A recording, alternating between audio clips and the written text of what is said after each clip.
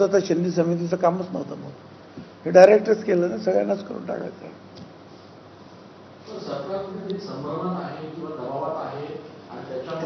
हे आता तुम्ही मला विचारू नका, मी तुम्हाला असं म्हटलेलं आहे इथे, त्यांना पाठवलेल्या पत्रात, माध्यमात आलेल्या बातम्या आणि तत्कालीन परिस्थितीवर घाईघाईत एका समाजाच्या दबावाखाली मंत्रिमंडळासमोर न ठेवता, हरकती सूचना न मागवता इतर मागासवर्गीयांचा विरोध त्याच्याकडे दुर्लक्ष करू हा निर्णय, हे म्हटलेलं आहे ना, मी त्याच्यावर सही केलेली आहे.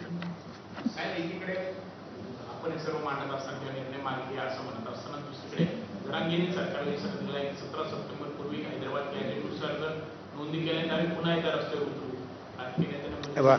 आता लोकशाही आहे, रस्त्यावर कुणी उतरू शकतो आणि बाकीचे काही उतरू शकत नाही असं काही, का रस्त्यावर काही अशी बंदी तर नाही आहे की ओबीसीने उतरू नये. आता उतरलेच आहे ना ठिकठिकाणी, फक्त ते ग्राम पातळीवर जिल्हा पातळीवर चालू आहे. ते सुद्धा एकत्रित येऊन मोठा लढा उभा करू शकतात ना. मोठी संख्या, एकूण जर संख्या आता बघितली, जर गाव खूप तुम्हीच लोक छापतात त्यांचे फोटो, ते बघा ना किती आहेत ते. आणि मग ज्या वेळेला यायचं ठरवतं ते सुद्धा येऊ शकतील. तर काल जरांगे पाटलांनी बोलताना असे म्हटलं की भुजबळांना थेट जेलमध्ये घाला ते आरक्षणाचा आरोप घ्या ना.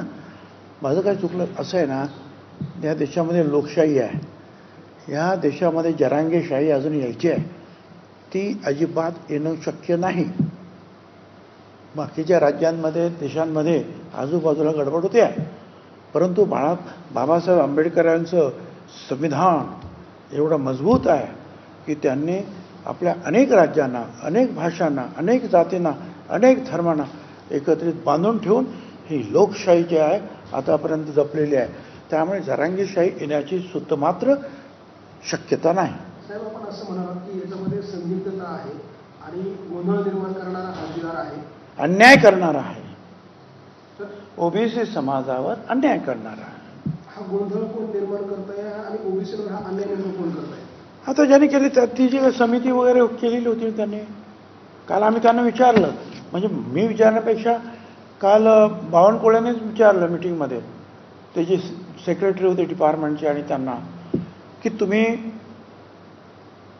त्याच्याकडे फाईल आहे का तुमच्याकडे, हे जे काही काढलं, तुम्ही हे शब्द काढायचे घालायचे, तुम्ही लॉ ज्युडिशरीला म्हणजे विधी न्याय खात्याला विचारले होतं का, त्यांचं काय आहे का लेखी की चालेल म्हणून? नाही, काही नाही.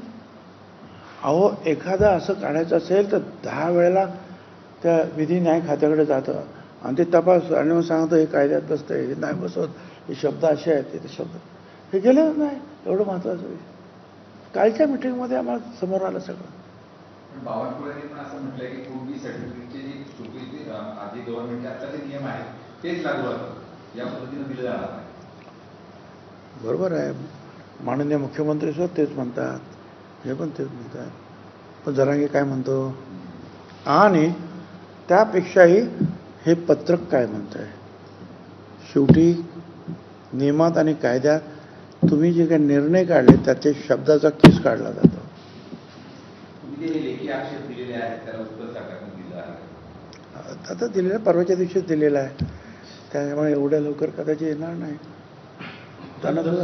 दसऱ्यानंतर ओबीसीचा मुंबईमध्ये दसऱ्यानंतर ओबीसी मुंबईमध्ये धडकणार अशा पद्धतीची तयारी सुरू आहे. नेमकं काय? हे बघा, मराठा समाज एक समाज आहे ना, तरी त्याच्यामध्ये जरांगे एक बोलतो, ते सराटे आणखीन काय बोलतात ते दुसरं, त्यांच्यात पण मतभेद आहेत ना. समाज एक आहे. अरे आमच्या ते 374 जाती आहे भाऊ, त्या पण मोठ्या मोठ्या जाती आहेत, अनेक संघटना आहेत, प्रत्येक संघटनेचे नेते सुद्धा आहेत. ते सगळीकडे घेत आहेत ना, कोण कुठे कोण कुठे कोण कुठे जे आहेत हे जनजागरण करत आहेत, उठाव करत आहेत, तहसीलला जात आहेत, कलेक्टर ऑफिसला जात आहेत, आणि त्यांची सगळ्यांची मागणी आहे. माझ्याकडे सुद्धा त्यांचे फोन येत आहेत. तर म्हटलं जरा थांबा, आता आपण कोर्टात जातो आहोत काय, आमची थोडे दिवस तोपर्यंत जे आहेत आपल्याला दसऱ्यानंतर तर आहे ना, वेळ आहे ना थोडासा अजून, बघूया ना तोपर्यंत काय काय होतं ते. राठोड समाज मोर्चा करणारे शहापूरपासून थेट हं? राठोड समाजाचा रस्ता उतरणार. आता असं आहे, त्याच्यामध्ये पण त्यांनी काल मुद्दा निर्माण केला. लक्ष्मण माने माझे आमदार आणि नेते, त्यांनी सुद्धा मुद्दा निर्माण केला की हैदराबाद गॅझेटमध्ये जर तुम्ही बघितलं तर आमचा बंजारा समाज हा ST मध्ये आहे, OBCत नाही, STत आहे.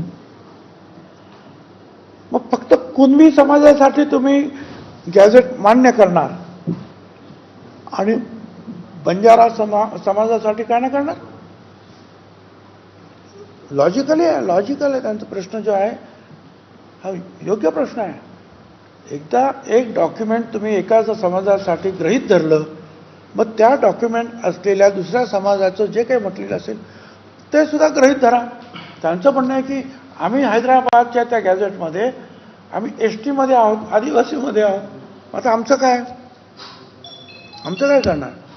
तुम्ही ते मान्य केलं ना, तिथली कुणबी इथे कुणबी केलात, मग तिथली ST इथे ST करा. तर ते आता माझ्या मते एक चूक केली ना तुम्ही का मग अनेक गोष्टी बाहेर पडत जाणार आहे. संदिग्धता सरकारने याच्याची संदिग्धता आहे तर दूर करावी, अन्यथा हा जी मागे घ्यावा. आणि आपण दुसरीकडे पत्र पण दिलं, आपण काही सरकारला टाइम बाउंड देणार आहात की आतापर्यंत? सरकारला याचं महत्त्व कळतं.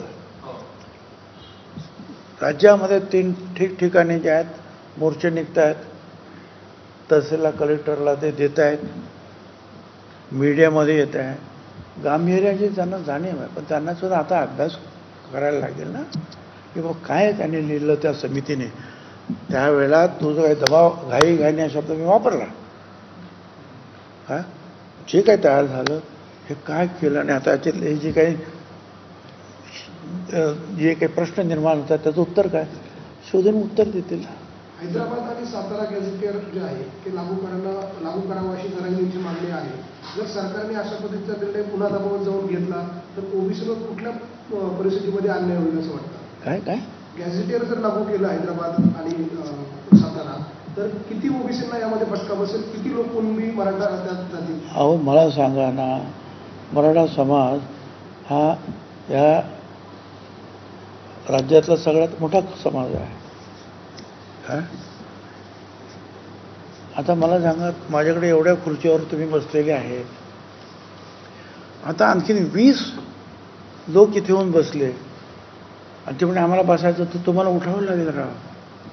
तुमच्या काही खुर्च्या जातील, तेच ओबीसीचं आहे. ओबीसीच्या काही जागा जातील, काही नाही, बऱ्याचशा जागा जातील. पण तो समाज मोठा आहे आणि अनेक ठिकाणी त्याचा उल्लेख रुलिंग कम्युनिटी म्हणून केलेला आहे, शासन करणारी जमात. मला सांगा, ते असे सगळे लोक आले तर अर्ध्यापेक्षा जास्त तुम्हाला उठावं लागेल ना इथून. त्यांना जागा खाली करावा द्या लागतील. आमच्याकडे जागा अगोदर फुल आहेत, काही लोक उभे आहेत अजूनही, आणि त्याच्यामुळे तुम्ही इथे घुसणार पण 5-25 लोक. हा विषय आहे.